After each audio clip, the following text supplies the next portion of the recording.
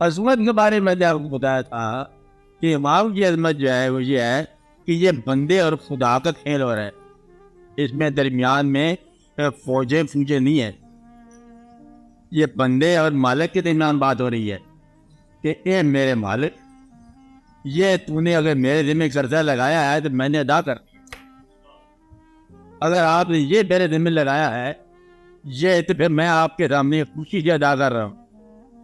وہ کسی بندے کے ساتھ بات نہیں ہو رہی ہے، تاریخ میں بندہ موجود ہے، یزید ہم اس کے بدلے پہ جو بھی کو اس کے لیے بدلے پہ چھوڑ دو، اتنا بدلے پہ نام ہے، نام نام ہے، اس کا نام ہی نہیں لوں، چلو۔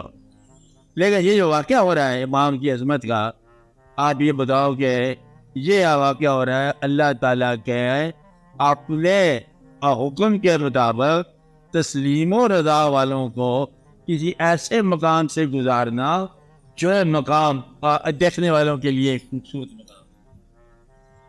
اگر آپ ظلم کی بات کر رہے ہو تو میں یہ دعا کراتا ہوں آپ لوگوں سے کہ خدا کرے کہ ایسا ظلم کسی پر نہ ہو۔ اب یہی کہو گے نا، آمین کہو گے نا، کیا وجہ خدا کرے کہ ایسا مقام کسی کو نہ ملے؟ اب کیا دعا کر رہے ہو؟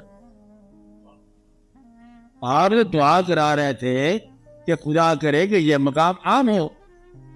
اگر مقام عام ہو تو پھر اسے گزرنا پڑے گا، اور چوری کے نیچے سے نہیں گزرو گے تو شہادت کیسے ہوگی؟ اچھا شہادت اگر مقام ہے تو پھر چوری والے کے لیے تو الگ لعنت کا منصوبہ ہے، وہ تو اللہ جانے سے کام جانے۔ لیکن تم ایک عروج کے انسان کو اس سارے واقعہ کی تناظر میں پہچانو کہ چھری نے کیا کام کیا۔ چھری نے کام کیا کہ بندے کو حق سے ملایا، اور یہ چھری والے کے لیے الگ قانونی سزا اس کو ملے گی، بہت ملے گی وغیرہ وغیرہ، لیکن یہ اللہ کی بات۔